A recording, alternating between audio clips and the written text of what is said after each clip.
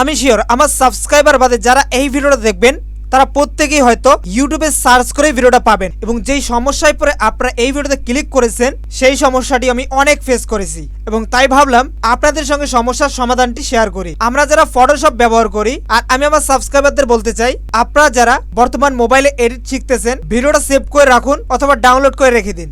হয়তো ভবিষ্যতে আপনারা ফটোশপ ব্যবহার করবেন আর ফটোশপে এই সমস্যাটি কমন। তো সমস্যা কি প্রথমে আমরা এটা জানি। তো আমি একটা ফটো ড্র্যাগ অ্যান্ড ড্রপ করে দিচ্ছি আমাদের ফটোশপে। তো আমি এই ফটোটি নিয়ে আসলাম। ওকে, তো সমস্যাটা কি, আমি এখান থেকে এটাকে রাইট করে দিচ্ছি। এখানে আমরা দেখতে পাচ্ছি ক্রপ টুল। তো আমরা চাচ্ছি এই ফটোটাকে ক্রপ করতে বা এই অংশটুকু রাখতে। তো আমরা কি করব, দেখুন এইভাবে আমরা ক্রপ করব, তাই না? এই যে ক্রপ হয়ে গেল এবং রাইট অপশনে ক্লিক করলাম। তো দেখতেই পাচ্ছেন আমাদের এই নিচে ব্যাকগ্রাউন্ড সহ কিন্তু ক্রপ হয়ে গেছে। আমরা চাচ্ছি নিচের এই ব্যাকগ্রাউন্ডটাতে জাস্ট এই ফটোর এই অংশটুকু ক্রপ করে অ্যাড করতে, বাট এটা হচ্ছে না। তো আমরা এখান থেকে আনডু করে দিচ্ছি Ctrl+Z।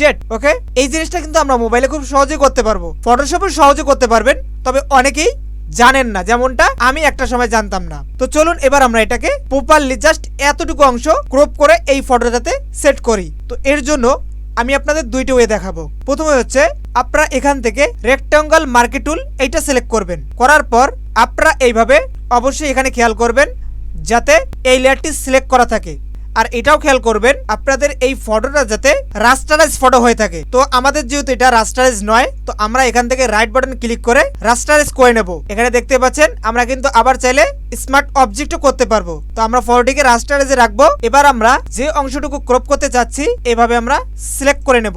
সিলেক্ট করার পর উপরের বাটনে দেখতে পারবেন সিলেক্ট, এখানে ক্লিক করে ট্রান্সফর্ম সিলেকশন এখানে ক্লিক করতে হবে।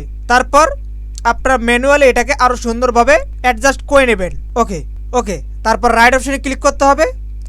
আবারও আমরা এখান থেকে সিলেক্টে ক্লিক করে ইনভার্স এখানে ক্লিক করব এবং কিবোর্ড থেকে ডিলিট বাটনে চাপ দিলে আমরা দেখতে পারবো জাস্ট এই অংশটুকু থাকবে এবং বাকিটা ডিলিট হয়ে যাবে। তারপর আমরা Ctrl+D চাপ দিলে এটা ডিসিলেক্ট হয়ে যাবে।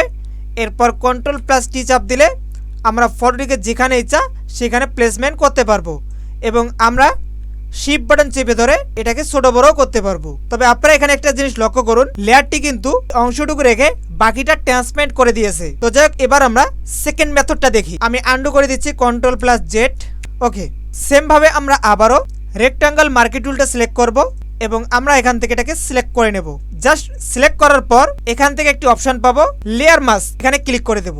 তাহলে দেখতে পারবেন এই অংশটুকু ক্রপ হয়ে যাবে। এরপর আপনারা Ctrl+T চাপ দিয়ে ফটোটিকে এভাবে মুভ করতে পারবেন। তো আপনাদের যেই পদ্ধতিটি ভালো লাগবে সেটা আপনারা অবলম্বন করে ফটো ক্রপ করতে পারবেন। এরপর আপনারা এই ফটোতে ইফেক্ট ব্যবহার করতে পারবেন, যেমন ধরুন আমরা ড্রপ শ্যাডো ব্যবহার করছি। তো বন্ধুরা, যদি ভিডিওটি ভালো লাগে অবশ্যই ভিডিওতে লাইক করে দিবেন আর অবশ্যই এই ধরনের টিপস অ্যান্ড ট্রিক্স শিখতে চ্যানেলটিকে সাবস্ক্রাইব করে রাখবেন। সবাই ভালো থাকবেন, সুস্থ থাকবেন, আল্লাহ হাফেজ।